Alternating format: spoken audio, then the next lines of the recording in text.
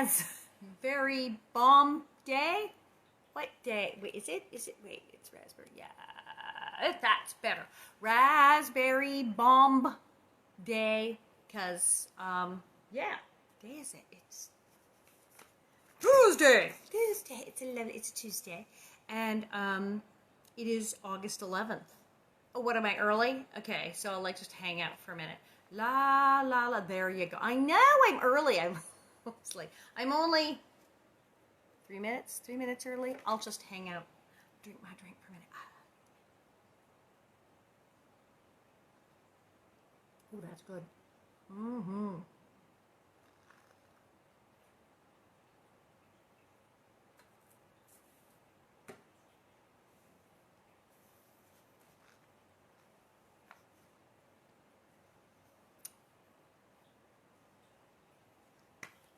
Happy Tuesday. All right, what is it, 29? So it's Tuesday. It is Tuesday. It is August 11th. It is August 11th. It's Tuesday. And it is many, many, many things today. What is today? Today is Global Kinetic Sand Day. What? No, kinetic sand. I've seen that. It's like sand sculpture things move. It's a thing like yes, people who do things in art know what kinetic sand is, and I'm like, but it's kinetic sand. It is National Sons and Daughters Day.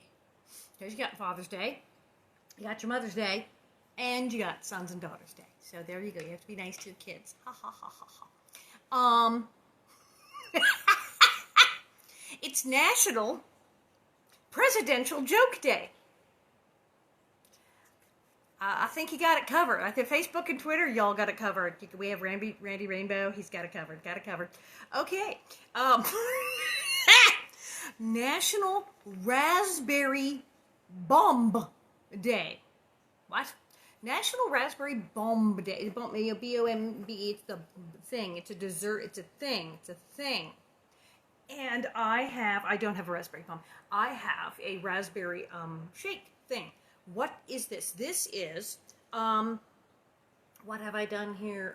Links, which is this glass. LAX Integrated Espresso. This is actually where my husband's working. This is a lot of ice, some vanilla ice cream, like this much vanilla ice cream, some milk, and a mess of fresh, really fresh raspberries. Now, what's amazing about this is it's not very sweet. I know people you get a raspberry shake or a raspberry thing or whatever, and it's like icky poo sweet. No, because I only put a little vanilla ice cream, and it's just milk and ice in the very. But the raspberries are fresh raspberries, not like sweetened at all. So it actually is tart, like fresh raspberries. Mmm. And that's why I'm sitting here going, raspberry berry. Mmm. Oh, man, that's good. That is good. It's going blue today. It's blue oh, look at that. I do like this color of bonnet. I do like the blue. So yeah, I got a few more bonnets in. I gotta get on there and adjust the stock. Shipped stuff. I shipped stuff. It is in the mail. I know some of y'all are in Australia. Australia, it's gonna take a while, but it's gone. It's out there. It will take a while. Sorry, but it'll get there eventually. Oh, raspberry, that's good, man. I'm gonna be making all kinds of stuff because it's Bob's birthday tomorrow, and so I'm making like brownies and things. Getting the book out. Oh, gifts. Yes, gifts. Things.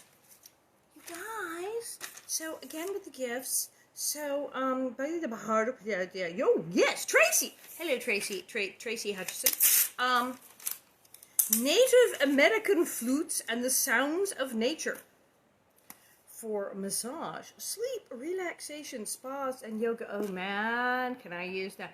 Relaxation. Now it's Native American flutes and sound, which is awesome because we like that. We like Native American music. And it's kind of that massage music. That's spa music.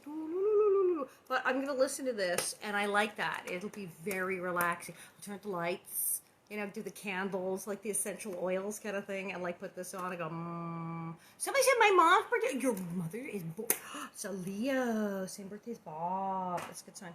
So thank you very much. This will be very relaxing, and we need relaxing. Oh yeah, okay.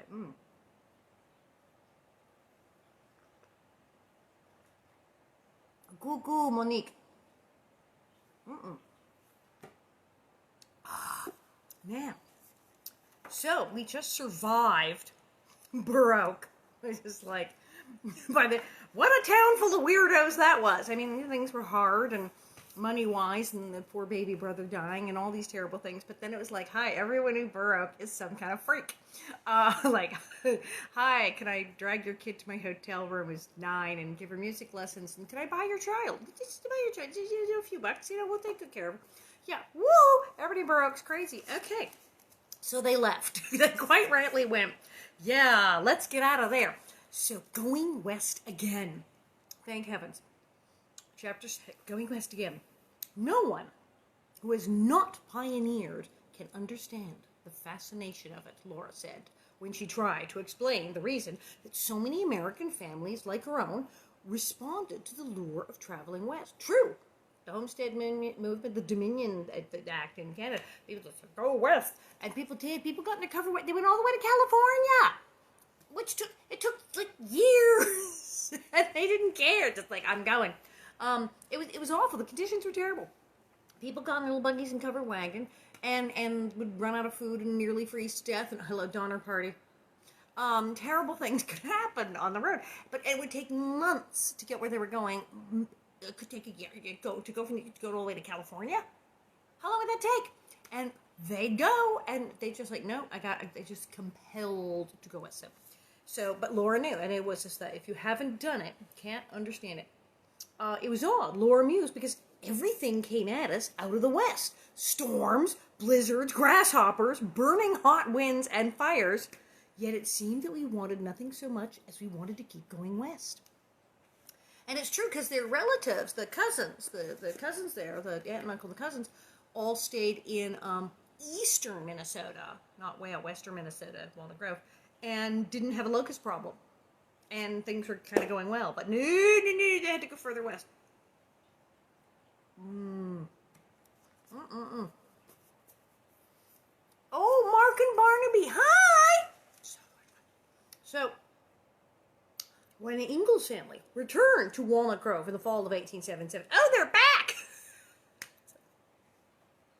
They went to Kansas. So instead of, in the book, Wisconsin, Kansas, Minnesota, South Dakota, it was Wisconsin, Kansas, Wisconsin, Minnesota, eastern Minnesota, Iowa, Minnesota. It's like, I'm getting dizzy. When the Ingalls family returned to Walnut Grove in the fall of 1877, which is what we did on the show, just saying, when they left to get back, they were welcomed as though they had come home. Well, I guess it was as good as home as anywhere. They keep moving. They drove up to the Ensign home and were invited to stay, not just for the night, but until Pa could build a house for his family. The Ensigns were good friends of Pa and Ma's from the Congregational Church. Their children, Willard, Anna, and Howard, had always played with Mary, Laura, and Carrie. It was not uncommon for families to double up on the frontier. Everyone simply moved over and made room for each other and lived as one family. Oh, that still happens today. Sometimes you got to do that. But it's interesting because, again, in the books, oh, they're always alone. They're the lone pioneer family. This is Ma and Pa and the kids, and there's no people around. Hi, they were like living with like multiple other families. They moved into town in Walnut Grove. They lived with the aunt and uncle and the cousins. They lived with these people. They were living with all these other people. And we take no charity, we take no this, we take no that. But then people say, hey, come live in my house for free. Now, they were their friends, and, you do that. But they did. But the idea that they were constantly alone, so lonely on the prairie. They were like living with 12 other people. So they weren't that lonely. And it's good because these were their friends, Willard, Anna, and Howard, who somehow, like, didn't make it into the books. But they hung out with them all the time. They were, like, really good friends. The grasshopper years had run their course in Walnut Grove. Whew. And the town was growing. Oh, good. William Masters, who once owned the Burr Oak House, had built a new hotel in Walnut Grove. Wait, Walnut Grove did have a hotel, and it was not Nellie's. Was it Nellie's? No, it was not Nellie's. Wow, that's cool. A house had been built near the church for the minister, and the Reverend Leonard Moses was assigned to Walnut Grove permanently. The Reverend Edward Alden continued to do his missionary work, founding churches farther west where there were none. Pa quickly found a job in a store and was often asked to do carpentry work around Walnut Grove. See, and on the show again, he's always a farmer. There's some carpentry work and he works at the mill, but in real life, he's constantly working in stores and shops and other places. In fact, later when they get to DeSmet, he's totally a town guy. He's like the justice of the peace. He's like building the town, and he does really well because turns out he's a better town person than he is a farmer. Ah, who knew? So he found a job in the store. Ma helped Mrs. Ensign cook and clean for their big combined family. It'd be a lot of work. And she tended to baby Grace. Mary, Laura, and Carrie went to school each morning along with the Ensign children. Laura remembered that we all studied the same books, only I was at the beginning of the grammar, arithmetic, history, and geography, while Mary was quite a ways farther over.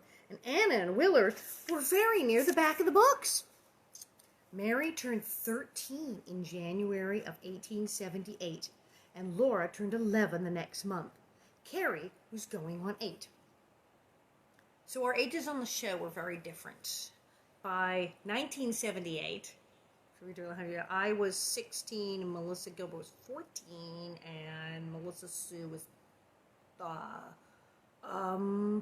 15. Boom. So we were older. Laura found many of her old friends at school, as well as Nellie and Willie Oleson. They were still there. There were also many newcomers sitting in the seats of the schoolhouse, including the Moses children, the Masters children, and others. Laura swiftly got acquainted with them all because she eagerly joined the games played before school and at recess. The classmates had snowball fights and races and were so rowdy that Mary was horrified. Okay, so that totally made it into the books and the shows that Laura liked to play, and then Mary was like, stop. Mary had always tried to control what she thought was Laura's wild behavior at recess. Okay, so that part's true. One day, as Laura was rushing out to join a snowball fight, Mary grabbed hold of her sister's long brown hair and held her. "You're not going out," she said. "I won't have it." Laura simply dragged Mary to the schoolhouse door, where they were both hit by the flying snowballs. Finally, Laura worked loose and ran into the cold outdoors, scooping up snow for the battle. Or someone said they moved like 15 times. I think they did. I think the Ingalls did move at least 15 times. That's pretty rough. See, we see Mary and Laura so sweet. Mary pulled her hair, and then she just dragged her in front of the snowball fuselage. This is crazy. Fusillade, the attack of snowballs. Although Laura was a tomboy and loved activity, she was also a keen student. Every Friday, there was a spell down in school. Spelling bee. And Laura could sometimes outspell the whole class. Spelling became so popular in Walnut Grove that on Friday nights, nearly the whole town assembled in the lamplit schoolhouse for spelling matches. Now, she did talk about that. I think she had that happening like by the Shores of Silver Lake, but it happened in Walnut Grove. I don't think she had spelling bees in the books in Walnut Grove, but there you go. When spring came, Pa bought a lot in the big pasture behind Mr. Masters' hotel. Then Pa built a little house to live in, and when it was done, the family settled into their own home. Oh, how come we never saw that house? What happened to that? So they had the dugout, and they built a house, which they had to give up because the locusts, and they had no money. What happened? What happened? Come back. He built a nice little house behind the hotel. I'm sure it was lovely. How come we didn't see that?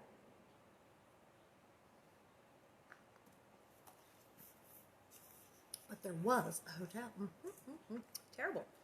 I bet it was lovely. It was restful and quiet to be alone once more. Just Pa and Ma and Mary, Laura, Carrie, and Grace. It's like 6 people. It's not alone. Oh, am I sneezing? I'm getting brain freeze from this. That's what's happening. brain freeze from the raspberry thing.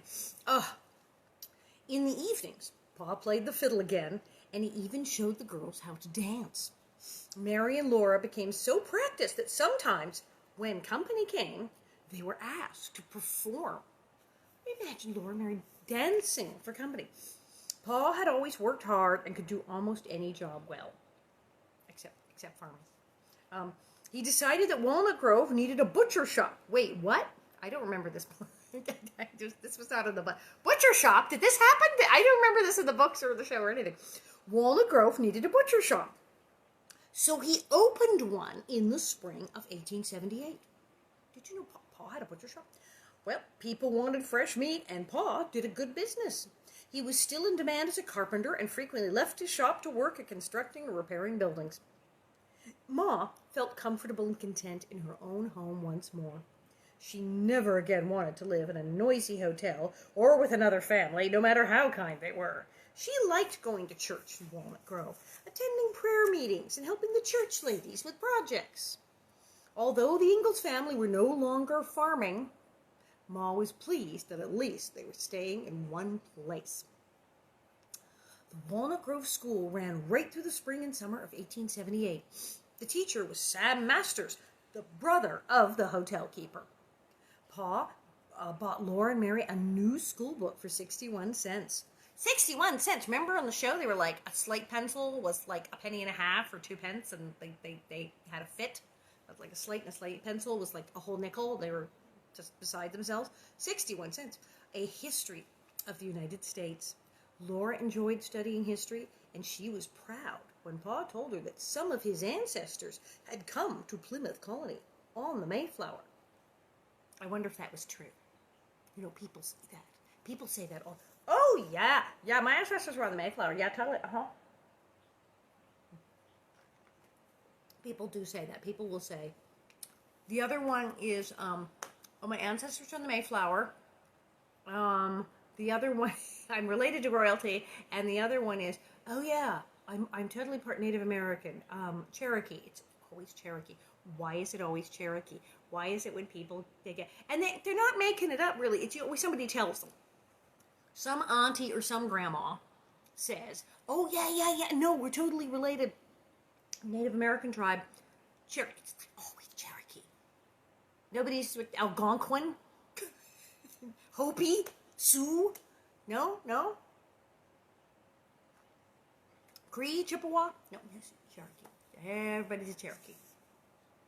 Just saying. The family stories, people they just glamorize, and everybody came over in the Mayflower.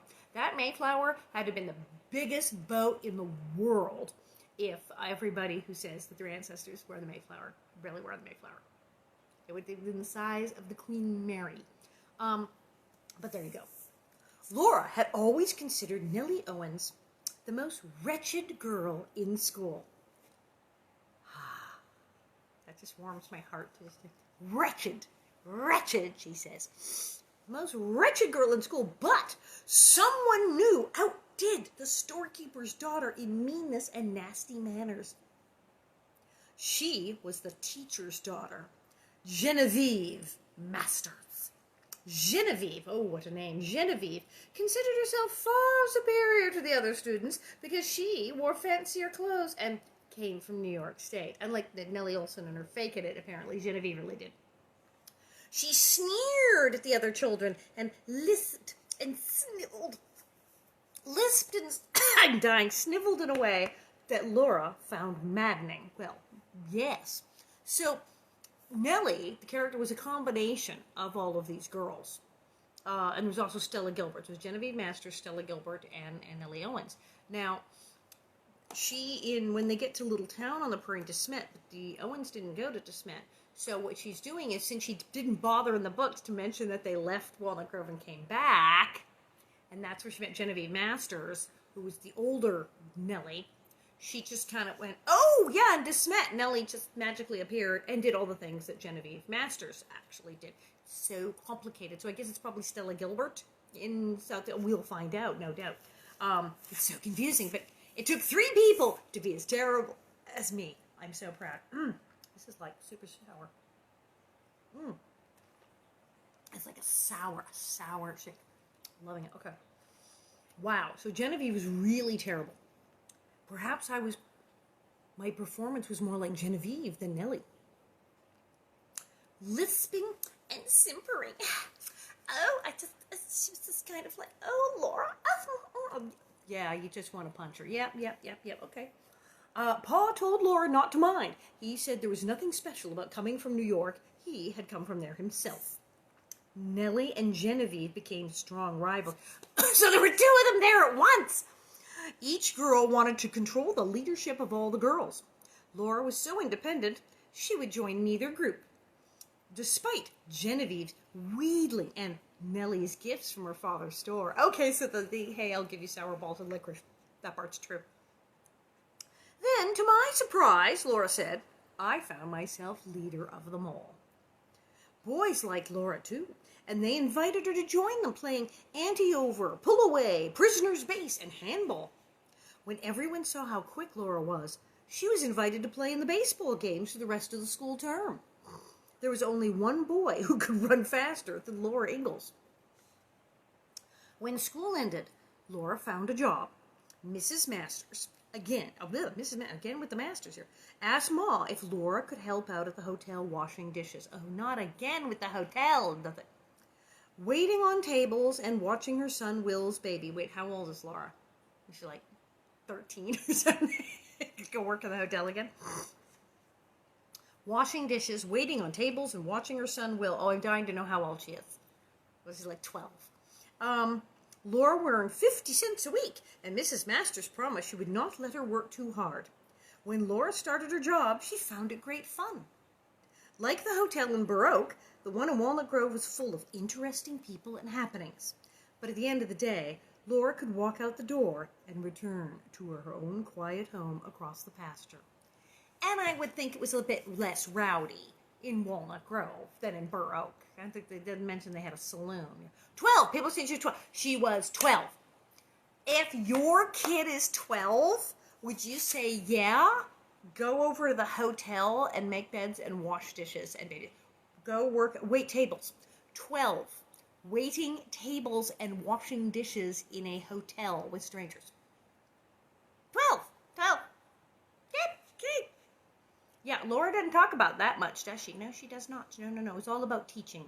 She did the only job she talks about in books, sewing and teaching. It's like she was a waitress and a dishwasher and a hotel maid.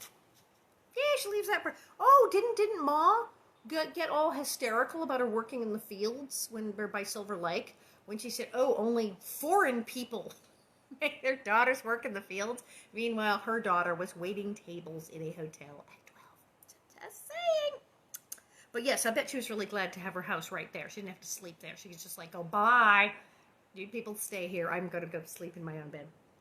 Laura washed dishes, swept and dusted, and made beds in the hotel. You know, there's 12-year-olds nowadays can't even make their own bed. There are people, the kid's 11. People work at 11. You know, there are people now who are 12, 13 years old. You can't get them to make their own bed. And the idea of she marching into a hotel making up other people's beds. No way. She was too shy to enjoy waiting on tables full of hungry strangers, but she liked placing the dishes on the tables when the dining room was still and empty. During the quiet times between meals, Mrs. Masters let Laura disappear into a corner to read. She read through a stack of the New York Ledger, lost in the stories of the beautiful ladies, dashing men, dwarfs, secret caves, and treacherous villains. What? Okay, I swear I'm reading this. What am I reading? She read through the New York Ledger, lost in the stories of beautiful ladies, dashing men, dwarfs. Why did dwarves just suddenly appear? Secret caves and treacherous villains. Apparently dwarf stories were a thing in the late 1800s. This week's dwarf mystery. Okay. Laura's memory and her love of studying helped her win a prize at church. Every Sunday, the Ingalls family attended the Congregational Church and Sunday school together, but in the afternoon, Laura went to the Methodist services as well. The Methodists were offering a prize to the child who could repeat from memory without a mistake the golden texts and central truths from the Bible. There were 104 Bible verses to remember. Oh, that's a lot. Week after week, Sunday school pupils tried and failed to recite the verses. I don't wonder.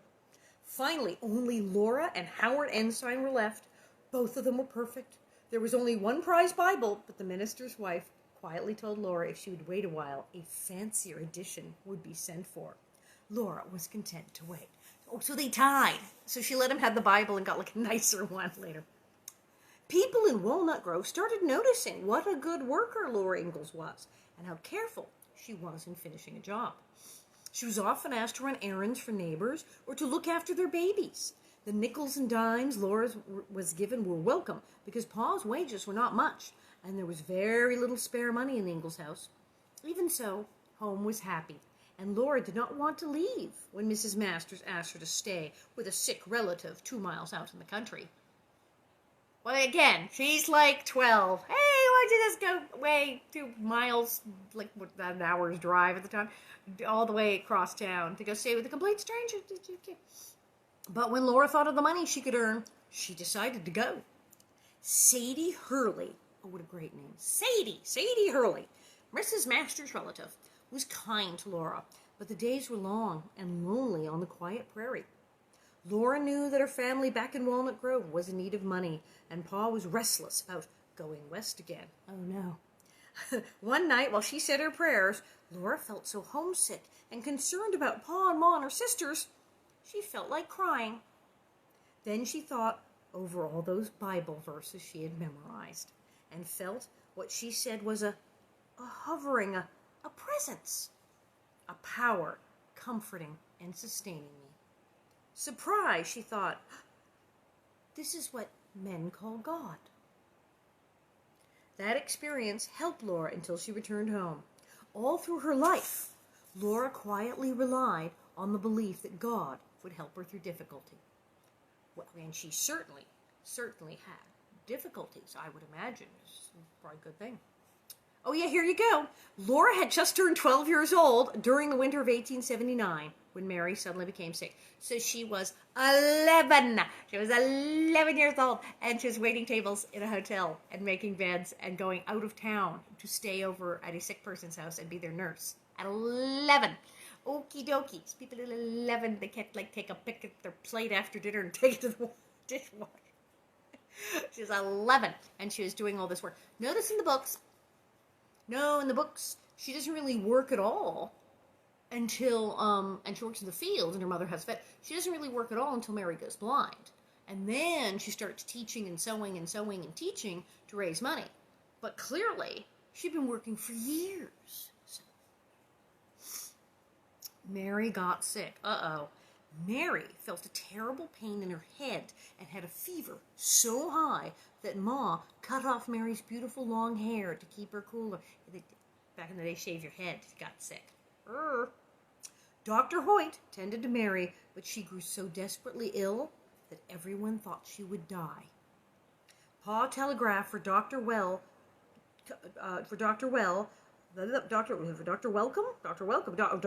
from the distant town of Sleepy Eye, get a real doctor.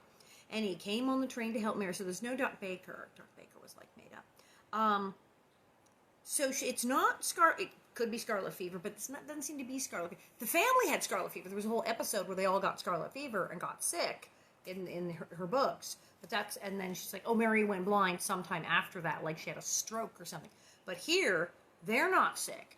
But Mary's sick. She came down. So that's why they talk about, some people said meningitis, perhaps. But brain fever was what the doctors called Mary's illness. Well, yeah, that's probably meningitis. On the frontier, that could mean many kinds of ailments. The worst result of Mary's illness was that her eyesight grew dimmer as she recovered. So she didn't go blind suddenly. It went slowly. It was like some kind of damage. So meningitis. That sounds like something. Yeah, these are the symptoms of meningitis, and people can go blind. Said that.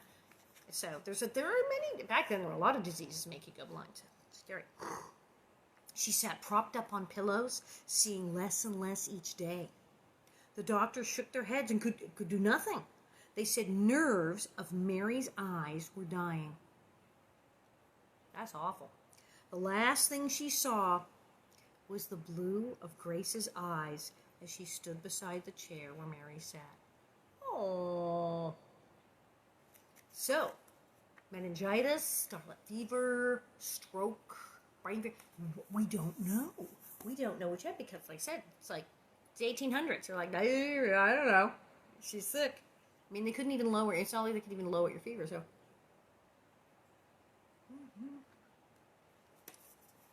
and scarlet fever. My mother had scarlet fever when she was a kid. She said it was pretty bad, but you don't always go blind.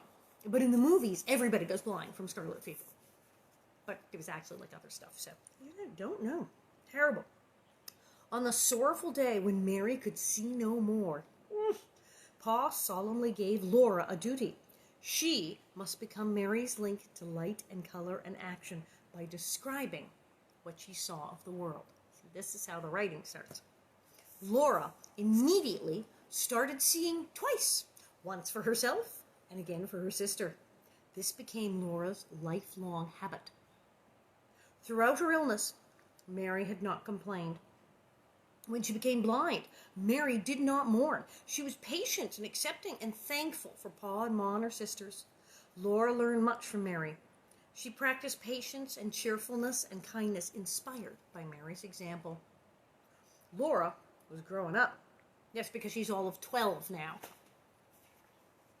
During the days following Mary's illness, it seemed that the people of Walnut Grove talked of little else than the building of the railroads west into Dakota territory. The railroad tracks ended in the town of Tracy, 7 miles west of Walnut Grove. Oh, I've been there. Yes, when you go to Walnut Grove, you stay in, like, there's New Ulm, there's Tracy. These are all towns which are now considered extremely close to Walnut Grove. You had to take a train then. Like, oh my God, it's 7 miles. But there were rumors the railroad line would be extended far into Dakota territory in the west. Railroads were important to the development of the frontier.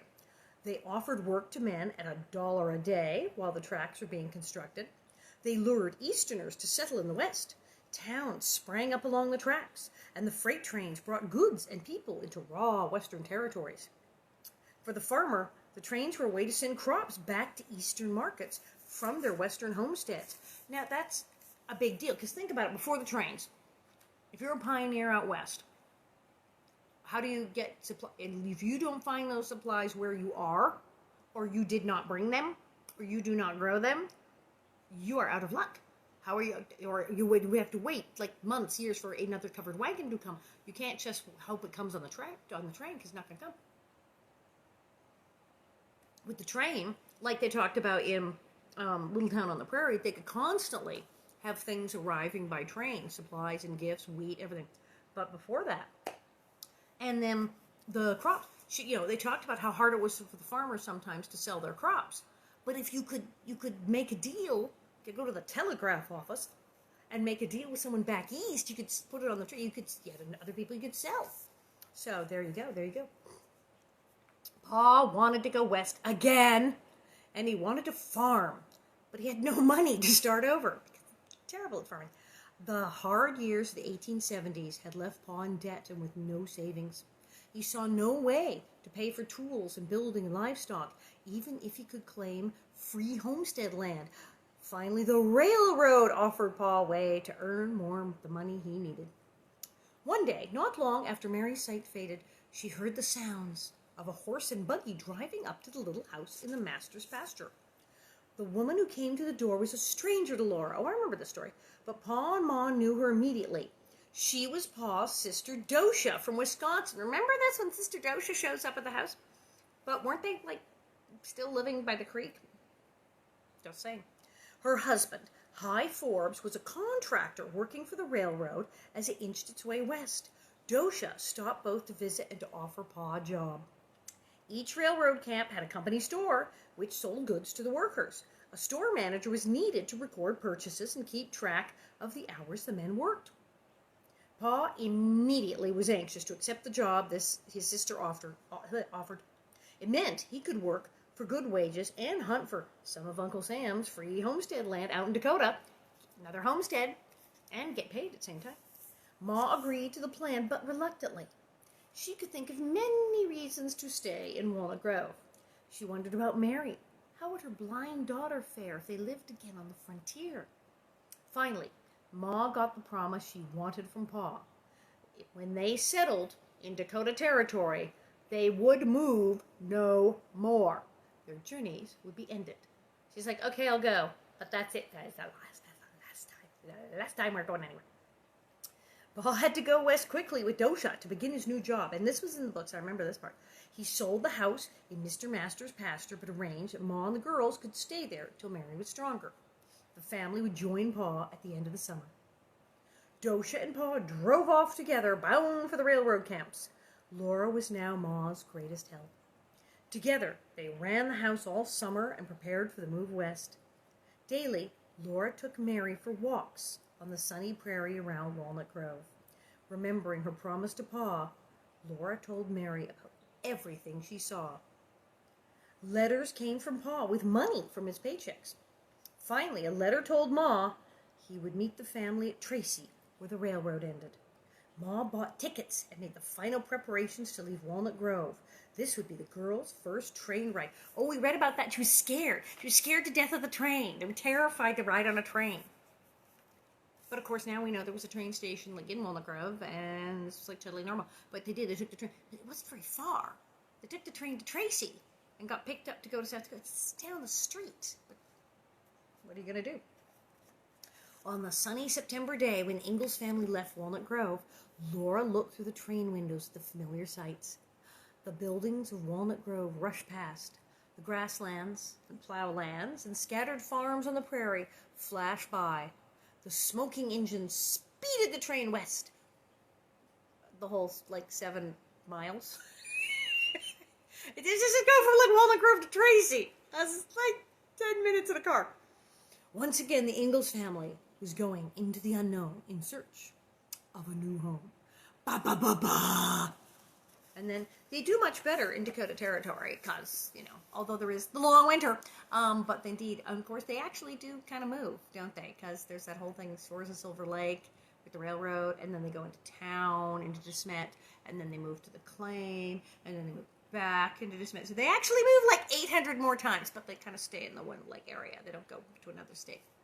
So this is fascinating to me because it's that's what really happened. Oh, I knew about Stella Gilbert and Genevieve Master. No, I didn't know that Genevieve and Nellie were in the same place at the same time. I did not know that. So there you go. See, even I'm but I did hear that Genevieve was worse than Nellie, and so that is confirmed by Bill Anderson. So this is awesome. So we'll do this again tomorrow. Yep. Tomorrow we'll finally get to this Dakota Territory. And that's that whole train ride thing and the thing in the hotel.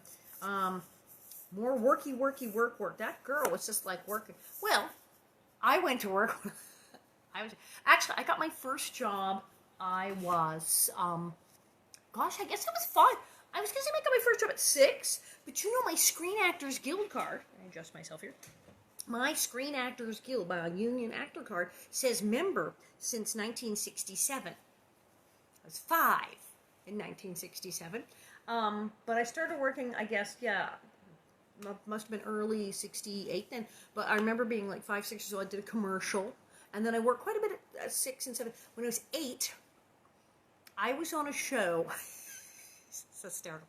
Okay, do you remember, some of you who are my age or older, and some of you who are heavily into reruns and nostalgia and things on YouTube, there was a thing called, it was Art Linkletter, Kids Say the Darndest Things. An old Art Linkletter would come on, and he had a bunch of kids, and they were all sitting on these little high chairs and things, little stools, and he'd ask them things, and they would say funny stuff.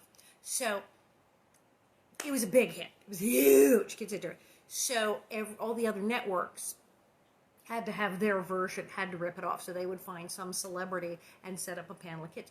And the competing channel had a show called Juvenile Jury. And it was like a panel show. It was To Tell the Truth. And it was hilarious. And all these really smart kids. It was like 5 of us in this little panel, and they would have guests on. They would take letters. They would have letters from kids. I'm having trouble with my homework. My parents would help me. What should I do? And we would give advice. And then they had guests, celebrity guests. We could ask questions. They had celebrity guests. We'd wear like the mask, and we have to guess who they were, like in one of those things. What's my line, kind of thing. We had weird celebrity guests. We had a guy who was a historian who dressed up as George Washington. And when he was there, I was like, I am George Washington. So we could ask him questions as if he was George Washington, and he would give us historical answers. Lovely. So it was a very clever show. And I was on that. And I was on it like a bunch of times. Somebody somewhere, please find the tapes, find the reruns of this craziness. Juvenile jury, and I was like Kitty Carlisle in the 3rd grade. I was a panelist on juvenile jury, being very clever at 8. So I did a bunch of junk like that. I was popped up in things and was in commercials and weird shows. Room 222. I didn't have any lines. And then when I was 10, I got a movie. And a starring role in a movie, which was a horrible movie called Throw Out the Anchor. But it was Richard Egan and Dina Merrill, like the big stars in this thing. But it was really hokey. But it was cool. I got paid. I got to go to Disney World. It was great. And then that was when my career kind of slowed down, and I was washed up at 11.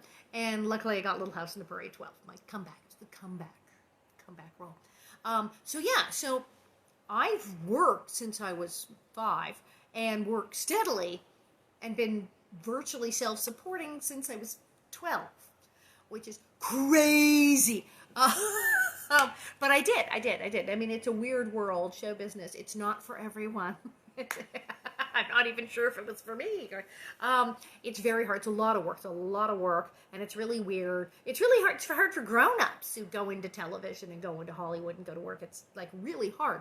So a little kid, oh man, the pressure and the So yes, if you're a kid and thinking about going into show business, you might want to rethink that. Think about it a little longer. And if you're a parent with a kid who wants to be in show business, take your time thinking about that. And maybe some theater, some acting classes, or something fun, because it's a lot of work. Oh, somebody found the Wikipedia. David found the Wikipedia entry of juvenile jury. I didn't even know they had a Wikipedia entry. It exists. Yes, so it was so weird, and I worked all the time as a little kid. It was absolutely bonkers. I worked, and then I didn't work, and my father told me my career was over.